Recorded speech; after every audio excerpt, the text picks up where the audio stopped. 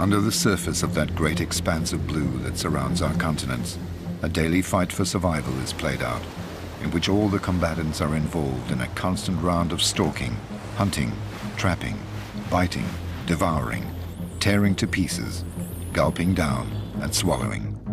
Every creature has its score written in its genes, and this is played out in symphony with those of the others.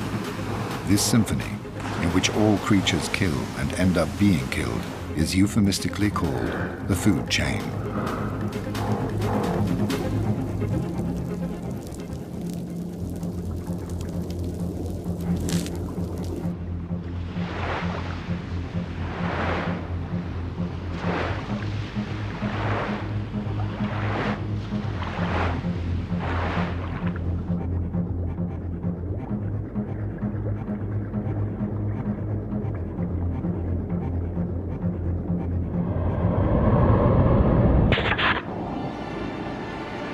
In the Pacific, around the islands of Micronesia, lie shipwrecks that are witness to a war between humans. Their guns are long since quiet, but once a year the animals now living in and around them bombard the sea with their eggs and sperm. On the bridges of battleships haunted by corals, the funnels no longer emit smoke, but eggs.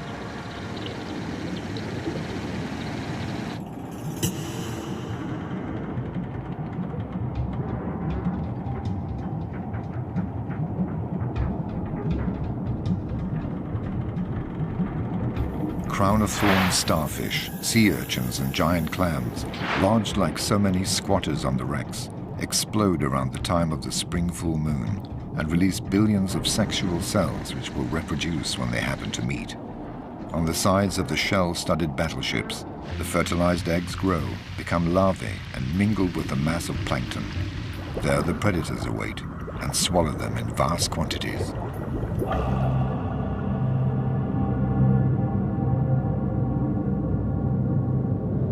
The largest of these has managed to move its 10-ton bulk here for this annual rendezvous, which promises to provide it with an orgy of plankton. This 18-meter giant, the whale shark, has come with its escort. Jacks take advantage of the hydrodynamic effect it creates to travel more quickly and without effort. They adhere to its lips in the hope of gleaning a few scraps of food.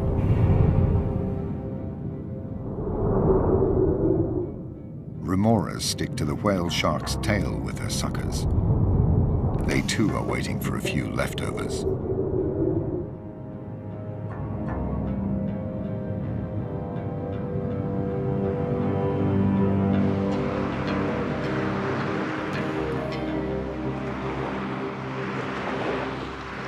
The whale shark is joined by other giants. Their perception of the electromagnetic field and their age-old instinct has enabled them to make this annual journey at the same time every year. They suck up the plankton at the surface rather like skimming the cream off milk. They greedily swallow 2,000 tons of water and plankton per hour. The water is ejected through their gills, which are fitted with filters to trap the food. Despite their 300 rows of minute teeth, they never masticate.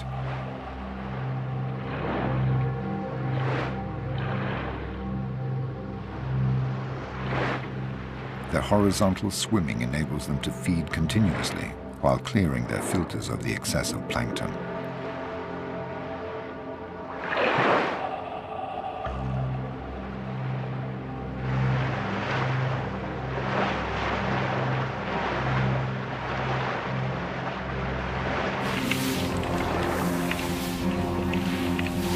But the whale shark does not feed only on eggs and larvae.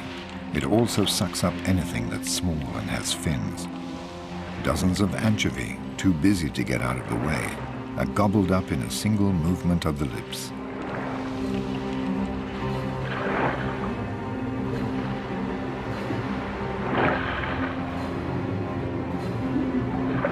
When the school of anchovy takes flight, the shark heaves itself back round towards it.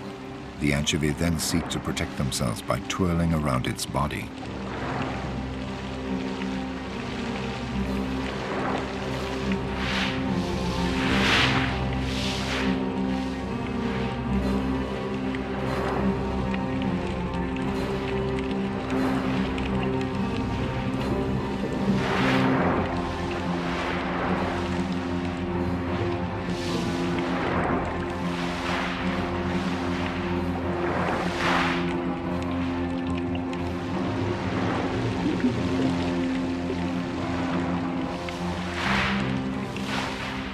Then the whale shark straightens up vertically, and in this uncomfortable position, herds the anchovy towards the surface, trapping them there so it can snap them up more easily.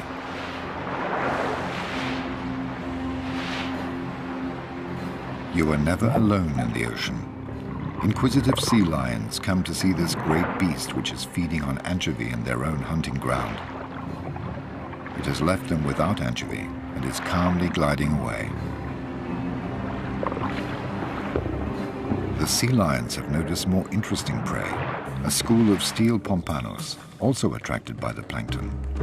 Faced with the predator, the steel pompanos regroup into battalions and close their squad's ranks. Like an army of immortals, lost in the mass, they seem invulnerable. The sea lion has a problem, focusing on a single pompano. In response to their zigzagging maneuvers, it counters by dividing up their battalion. Finally, it notices the fish that is having trouble keeping up with the rest. It isolates it and will not let go.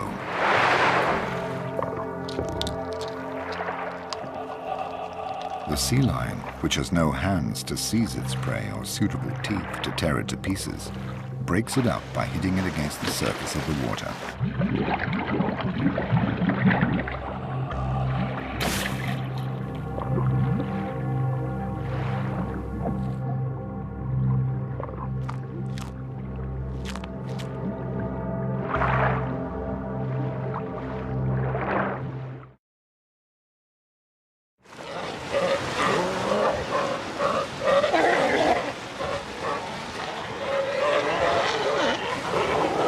The sea lion is a mammal and likes to play for the sake of playing, often to the detriment of its prey.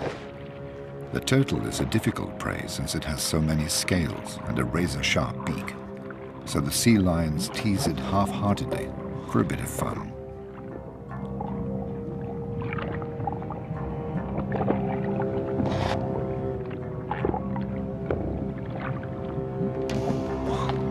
The reptile gets off lightly for the time being.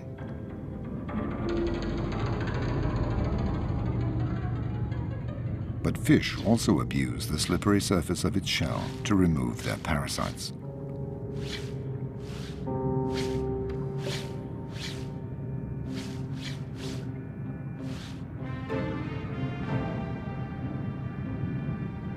The turtle basically lives on what the reefs offer it, coral.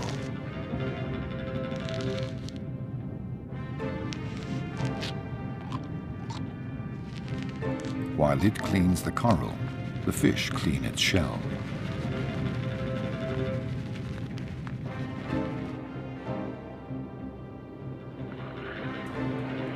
The turtle has found its favorite meal, the sea cucumber, a mollusk. The animal tightens into a ball to avoid being bitten and is swept along by the current towards the rocks where it tries to hide.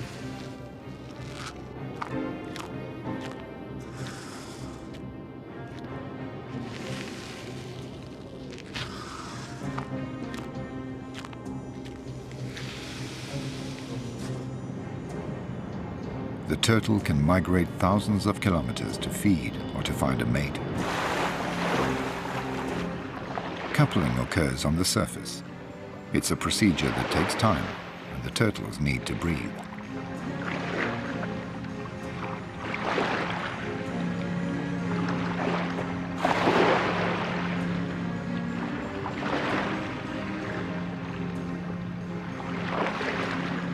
In the tossing waves, the male clings on with its rear flippers, while the female wears itself out trying to recover its breath.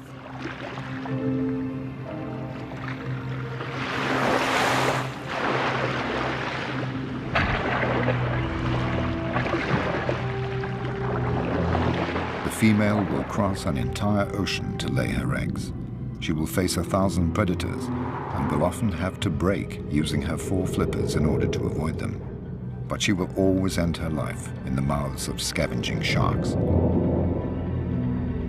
At one of the summits of this food pyramid, one solitary predator reigns supreme, the tiger shark, king of the warm waters.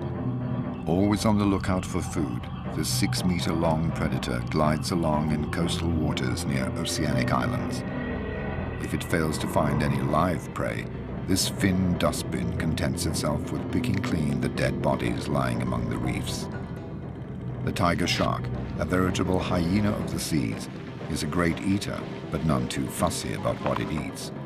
It does not discriminate and happily bites into everything: large and small fish, manta ray, turtle, marine birds, sea lion, but also tin cans, boots, and even compromising papers belonging to one of Napoleon's spies. Anything that arouses its sensory receptors will provoke an attack.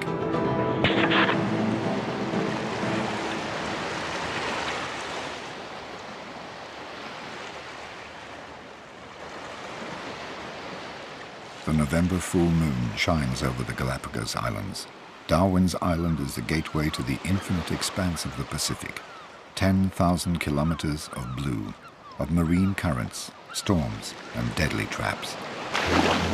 Every year, during the full moon of November and December, numerous species of fish come together and initiate their love ritual, which ends in sexual debauchery. Male jacks, attracted by the smell of the pheromones released by the females, set about pursuing them, all against one. The males give up their pursuit as soon as the female has laid her eggs, and they have had the chance to fertilize them. Billions of oocytes turn the sea cloudy and attract another giant predator, the manta ray.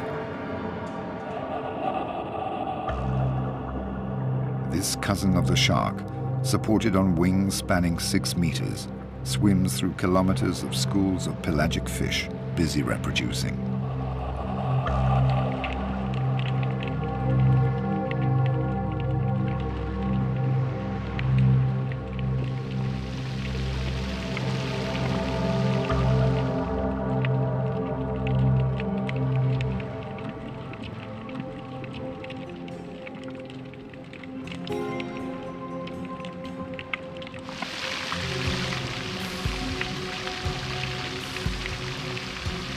With its large mouth open, the manta guzzles down the eggs, rushing the groups of fish which close ranks. Side by side, the rays comb the sea, swallowing thousands of lives.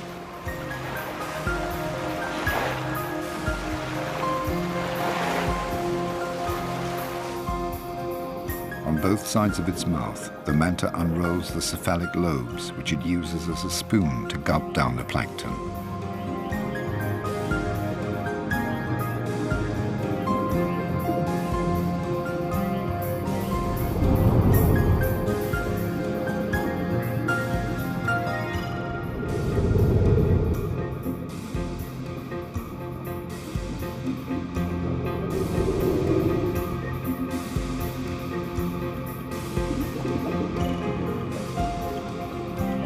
Attached by their suckers to the manta's back and belly, the remoras feed on food scraps and parasites. And on the remora's back, other parasitic fish bustle about and clean them in turn. Alongside the food pyramid, there is a cleaning pyramid.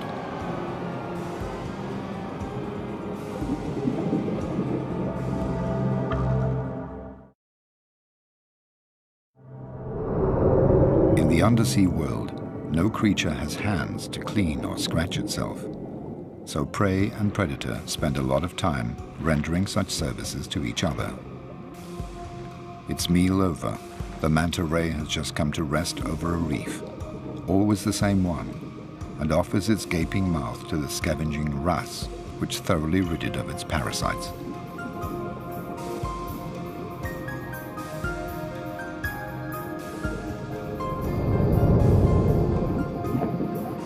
Here are the sea lions again, inspecting the manta ray's large unfurled wings with a view to turning them into a playground.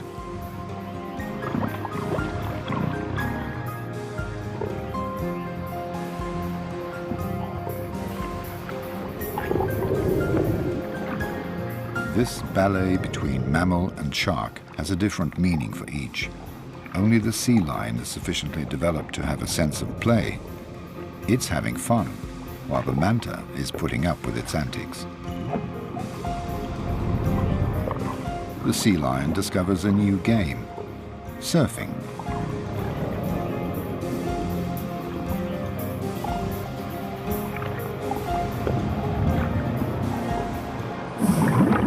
vast blue expanse, nothing is wasted. The manta ray's excrement makes the remoras happy.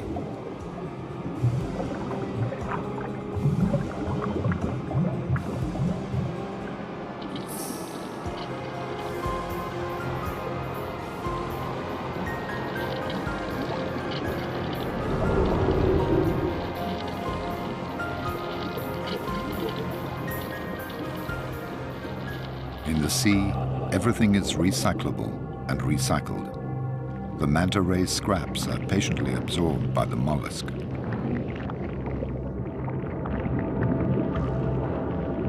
The mollusks suck up the food, grind it with their small teeth, detaching the particles and bringing them back to their oral cavity.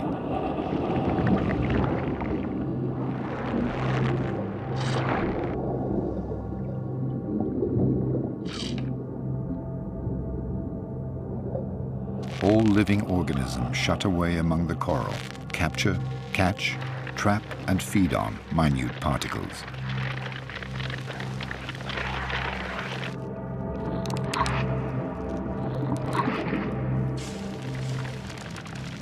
When life abounds in diversity, there is considerable interaction between animals and intensity of predation. Over the millennia, the animals invent new strategies for survival or capture. Camouflage is the most sophisticated form, where the creature attempts to blend in with the surroundings on account of its appearance, movements, or color. A crab carries an entire sea urchin in order to hide and to put off its predators. Other monsters lie in wait in the sand and only keep one eye above the surface.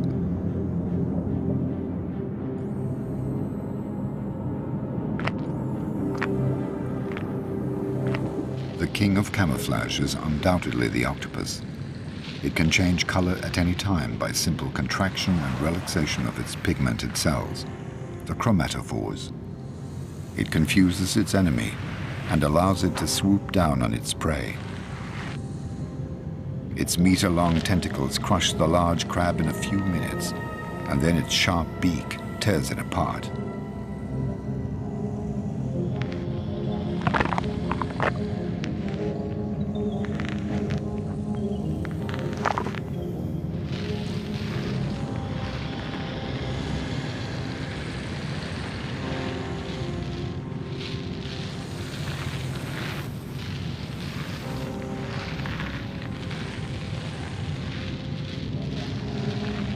The octopus also has enemies, and they know when to surprise it.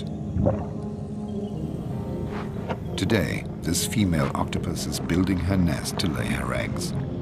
As she has no bones, she can adopt any form and can slither into the smallest of holes. There she protects herself from predators by blocking up the hole with stones. Here she lays between 100,000 and 400,000 eggs and hangs them for 2 months in cocoons no larger than grains of rice. She carefully ventilates them by fanning a current of water around them until they hatch. While she's taking care of her future offspring, she stops feeding for 2 months and will therefore die as soon as they are born. But after 30 days, the water has suddenly got colder. This will delay the hatching of the eggs. The female is weakening fast. Will she live long enough to look after her eggs until they hatch? Driven by necessity, she makes the mistake of leaving her den to look for food. Her neighbors, the moray eels, which usually distrust her, sense that the balance of power has changed.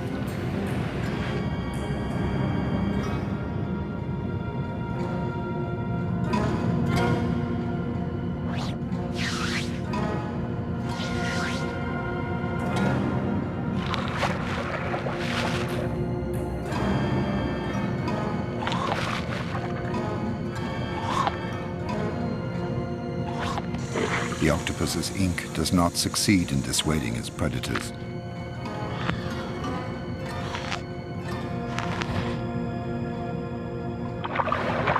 The moray eels do pirouettes, rather like crocodiles do, to tear off meat.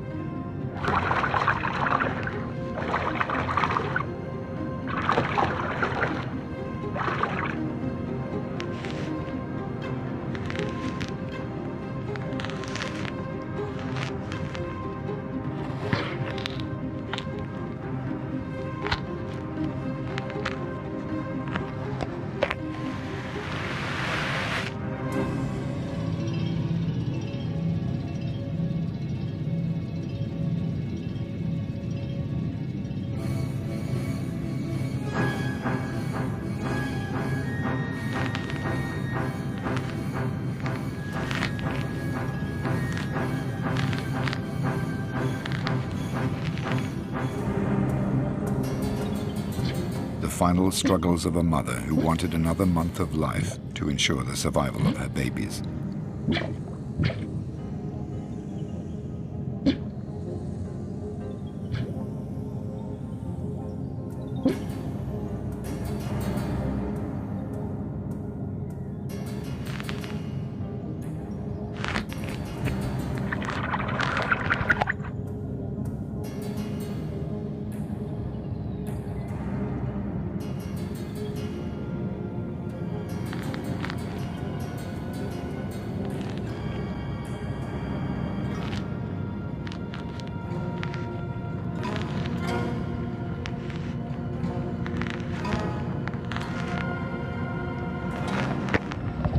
The female dies in one last cloud of ink.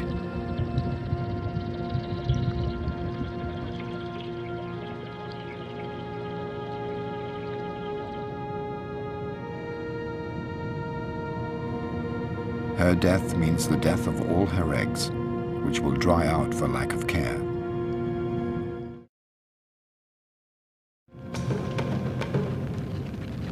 It's the time of the truth, a time when the prey cleans the teeth of the predator, who badly needs it.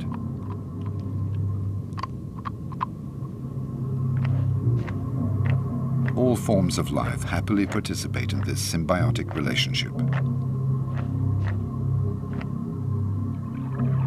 No nook or cranny is spared, even the most risky.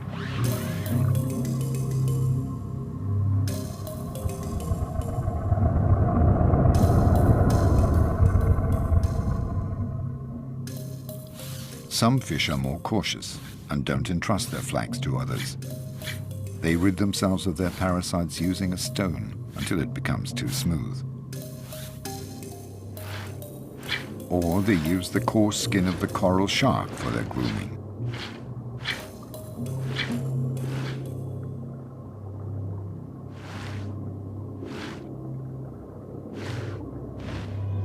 The coral shark has a problem. It is not quick and agile enough to catch a healthy fish. It therefore depends on the preparatory work of other fish. These hound an octopus and wound it. The meal is ready, and the coral shark only has to help itself. A relationship of service is also established between the coral shark and the jack. The jack sets about hunting. It attacks and wounds an ailing creole fish.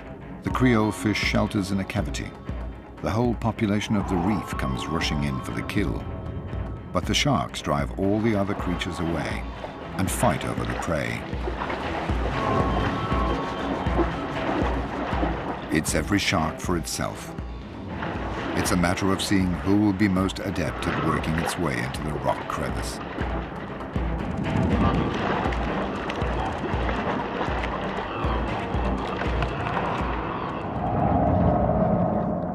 And then it's siesta time, some lying on top of others like lions, but minus the affection. Leopard rays hunt under the very eyes of their predators, but they have nothing to fear from the hammerhead sharks as long as they're not diseased or wounded. They scan the floor with their nose, which is designed to detect crabs, shells, and mollusks. They dig to unearth them and take in sand at the same time.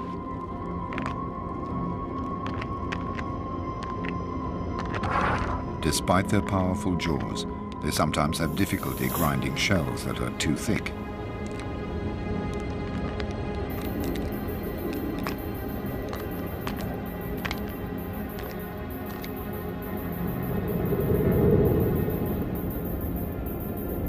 and soon the schools of leopard rays will cover the sea like so many stars carpeting the sky. It's time for the killer whale to try its luck. This mammal reigns supreme at another summit of the food pyramid. It's the nightmare of the rays, because unlike the sharks, which only hunt at night, it's active day and night and needs to feed more often than sharks. It harasses the rays until they become exhausted and zeroes in on the weakest.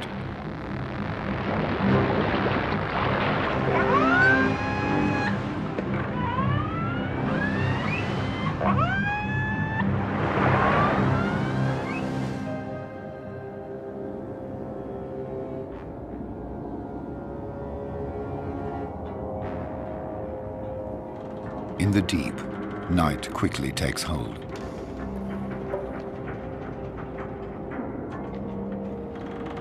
Among the debris of naval battles, another battle is played out.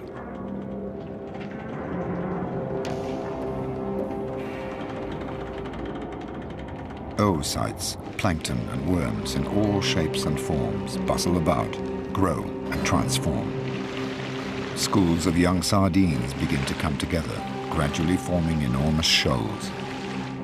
An army of cuttlefish moves into line and maneuvers to surprise them.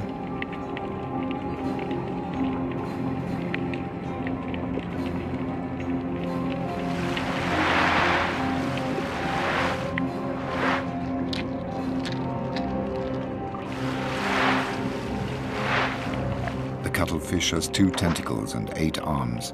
It launches its 2 tentacles like harpoons and stores its prey using the suckers covering its arms.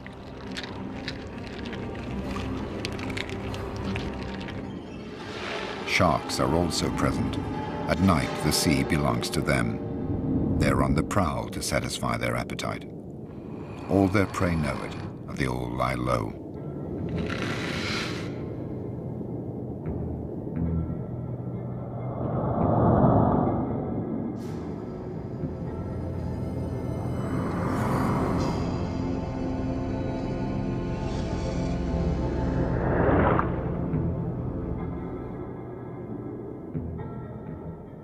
Others don't bother to hide, for they are toxic and their stings are poisonous.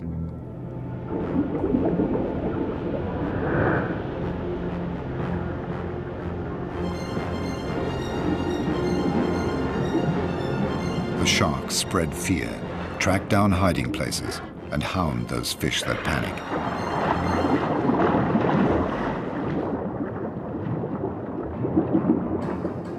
This fish has hidden itself well, but it's disturbed by a lobster.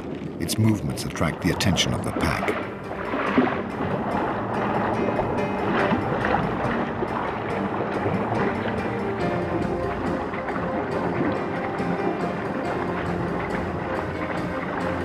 The red fish ends up being caught.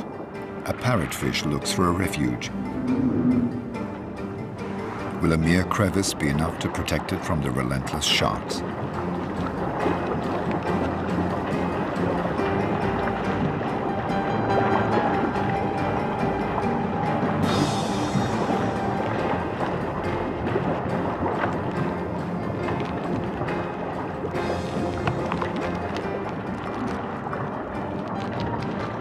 Parrotfish captured by the most skillful causes a frenzy. The sharks lose all their inhibitions and turn on each other.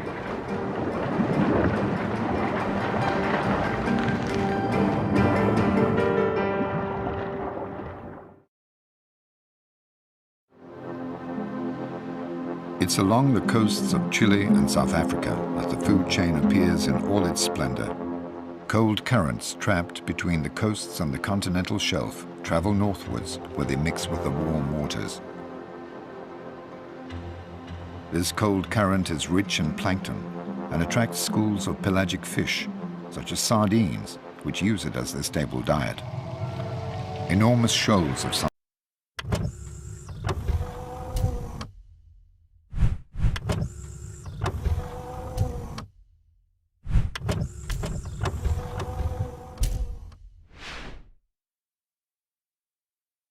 are formed, covering several hundred kilometers, are driven by the cold current surging up the coasts toward the warm waters where they will breed.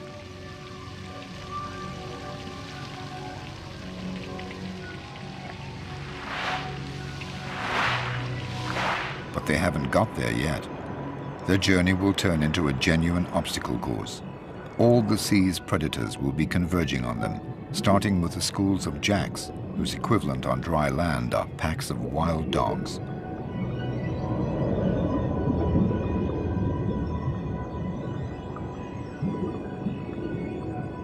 Jacks are very ambitious when they're hungry. Their upper jaw contains an extra row of formidable canine teeth. They depend on their visual acuity, and so can only hunt during the day. The jacks start by forming a wall on one side, then a second wall on the other side. They channel the long ribbon of sardines, pushing the shoal to make it more compact. Then they divide it into sections.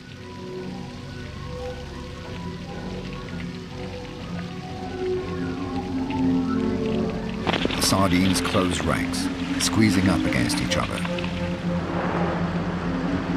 Finally, the jacks isolate a group, pursue it, and drive it towards the surface. Then they proceed to attack. The first of the many feeding frenzies that the sardines will suffer is beginning.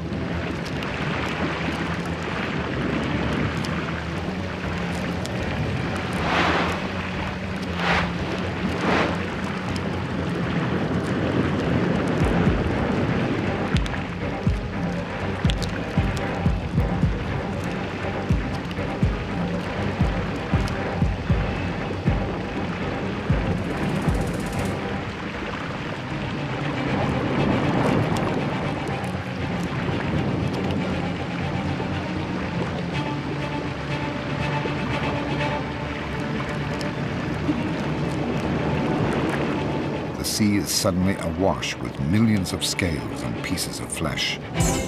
These attract manta rays, which devour the particles.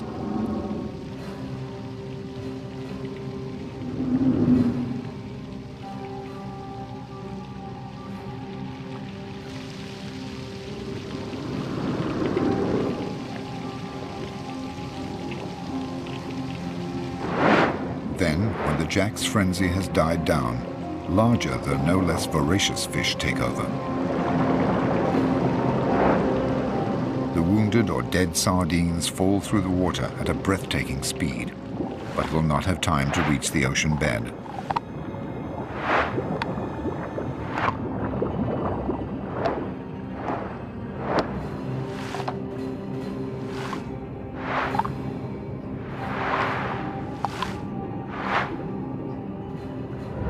Finally, black-tipped sharks, as always, gather up the remains of the work of others.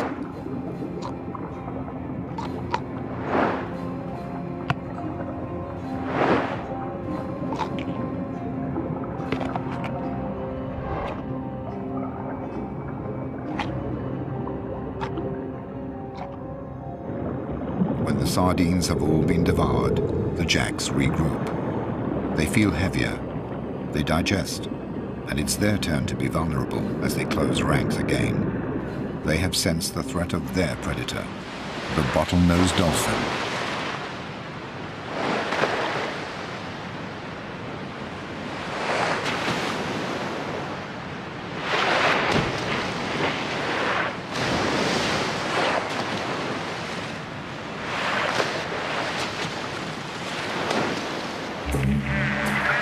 The dolphin is guided by sound. It sends sound signals which hit the fish and bounce back to its lower jaw in the form of images. Once it has seen a jack that is weaker than the others, it doesn't let it go. The jacks have no other defense but to scatter.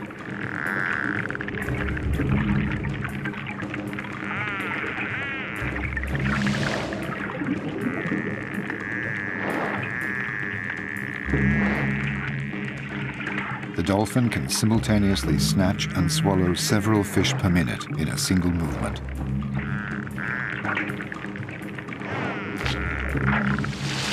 After 6 minutes, the bottlenose dolphin has to return to the surface to breathe. The enormous school of sardines continues its progress northwards. All the sardines are the same size and the same age. The ones at the front are better fed and can get oxygen more effectively, but they tire quickly and they're in the front line, and so more likely to be eaten by predators. And these predators, common dolphins, have come from far away, attracted by the high-frequency sounds emitted by the school of sardines. Dolphins have a very keen sense of hearing when they're hungry. Some 10,000 of them cross the dark and cold waters to pounce on 1 billion sardines.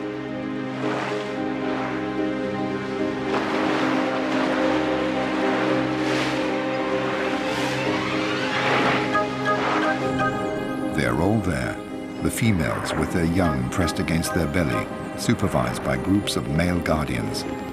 The oldest trail at the rear.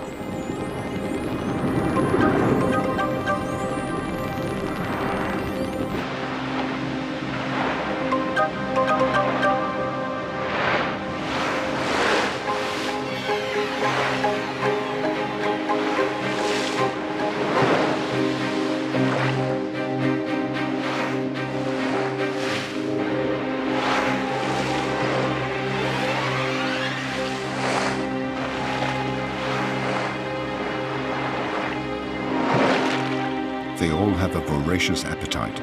They communicate their enthusiasm and fine-tune their hunting strategy. The well-organized dolphins dive under the shoal of sardines and push it up towards the surface. All they have to do now is open their mouths and help themselves.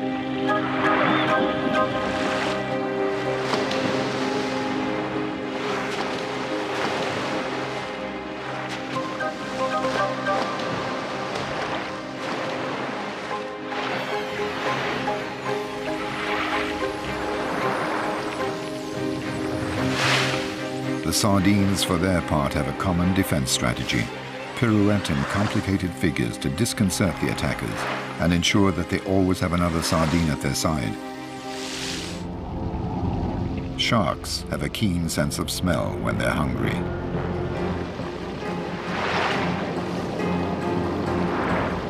Unlike dolphins, sharks don't live in a cohesive social structure. It's every shark for itself.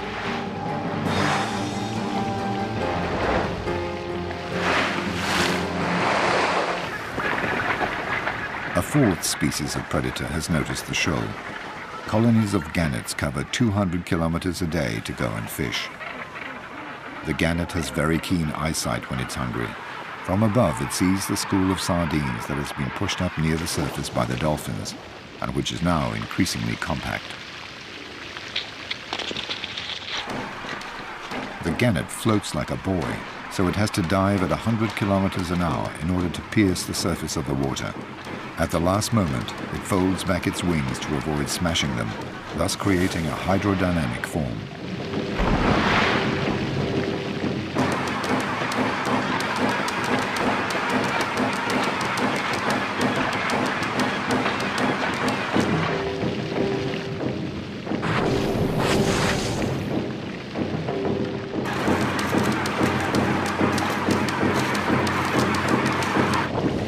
Gannets dive in successive waves, up to 30 meters deep.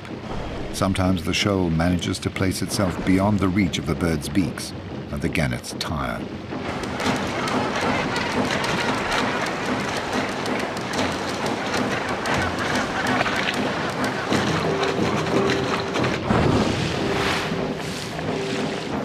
Predators arrive from all over, common dolphins guided by their sense of hearing,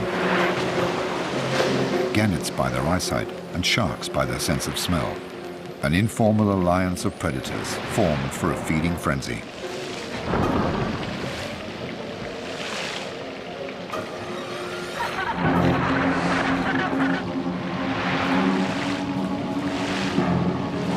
And soon the greatest predator will make its presence felt, the bride whale.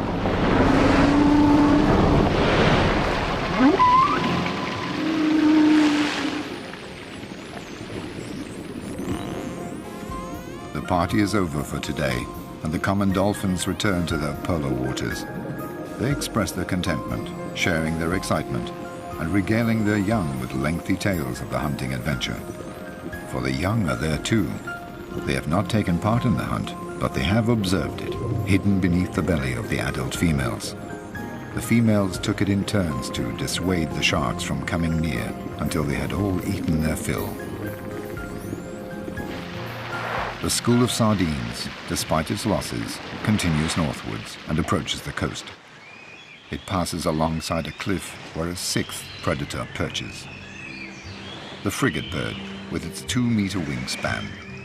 The king of the gliders is also king of the cowards. Unlike the gannet, the frigate bird does not secrete enough oil to protect its wings, so if its wings become wet, it sinks. It has therefore adapted its hunting method to its handicap. It is one of nature's bag snatchers.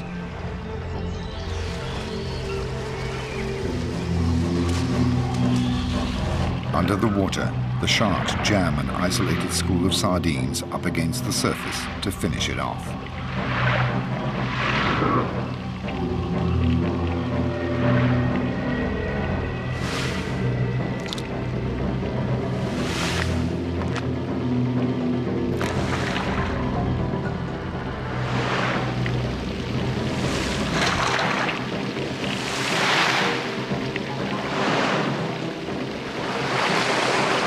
The frigate birds have to sneak between the shark's teeth and the spattering of blood without getting too wet in order to capture their prey.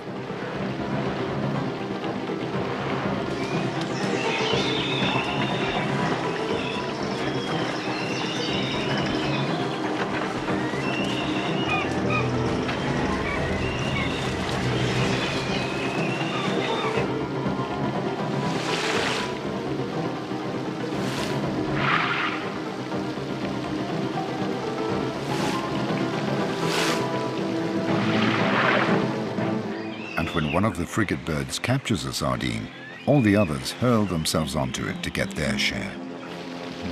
Finally, what remains of the school of sardines arrives in the warm waters of the north to breed there. For many of the older sardines that have already made the journey often, this will be the last one, because the food chain is dominated by one supreme, invisible predator, Homo sapiens.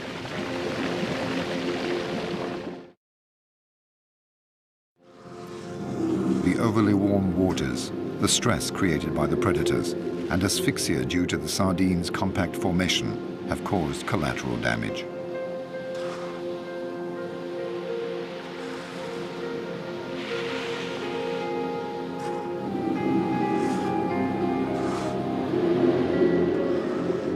Carried along by the current, they will not go far because refuse collectors are following their tracks.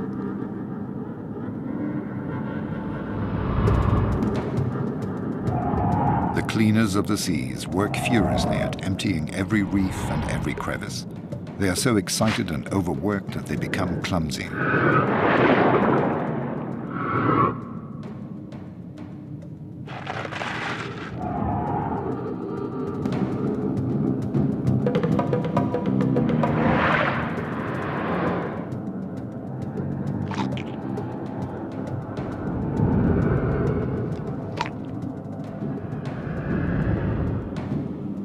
Everything is cleaned.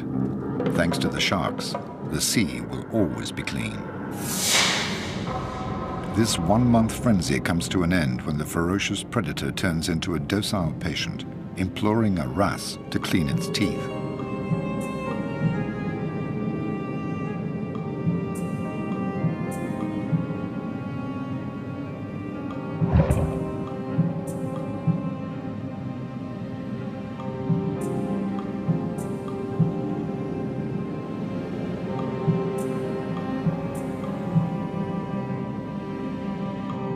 Its body is so tense above the reef that it forgets to swim and risks sinking.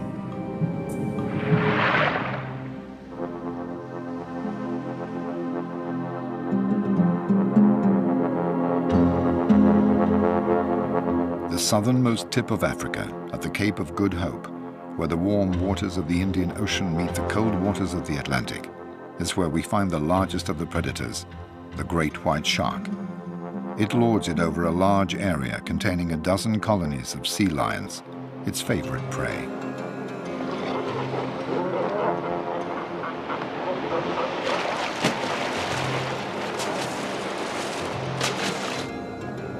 The sea lions frolic about in the kelp, which they take the opportunity to gulp down in order to fill up with vitamins.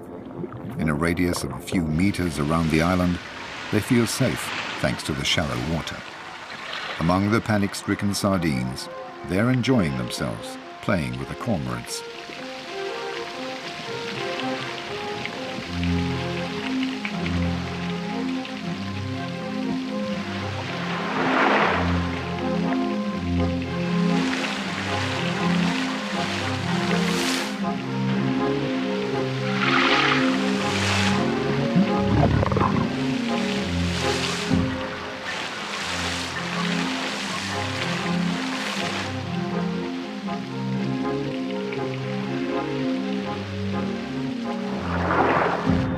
A few meters away, the great white sharks are patrolling, waiting for a sea lion to get carried away with the game and make a mistake.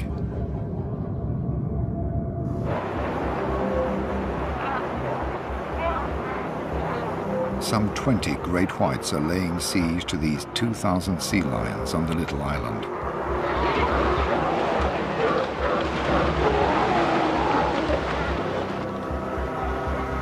The island is a fortress surrounded by a circle of death.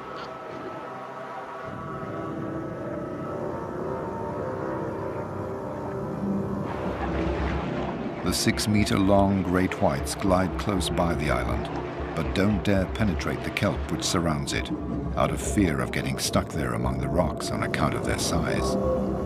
This predator and its prey have swum face to face for thousands of years.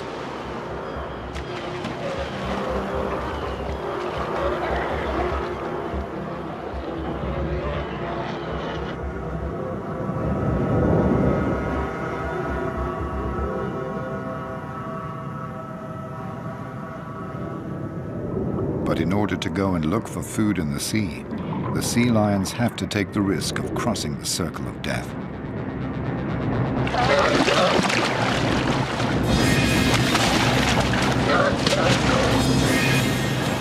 The sea lion is knocked about, but as happens every so often, it manages to escape thanks to its agility.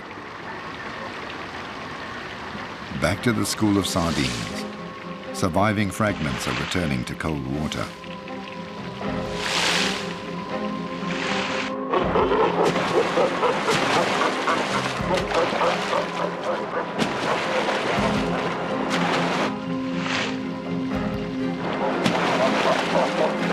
Bronze sharks, natural predators of the sea lions, join them but don't pay them any attention.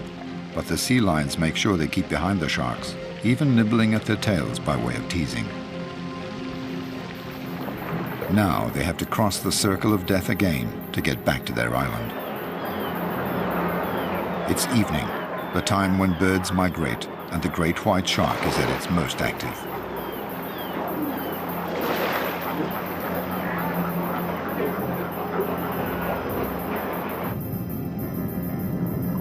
For their part, the sea lions are tired after their long journey and are less vigilant.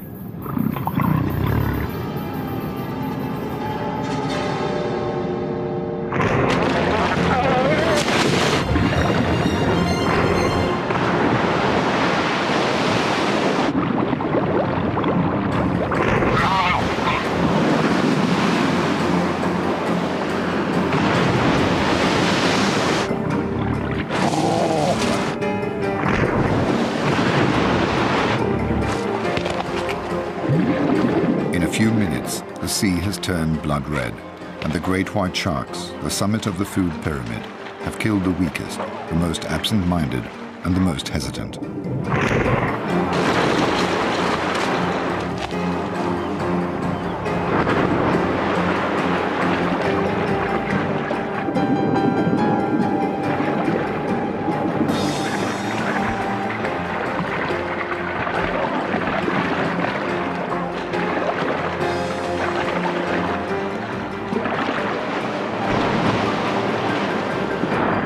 Over the course of thousands of years, each animal in its own way has brought about a natural selection amongst its prey.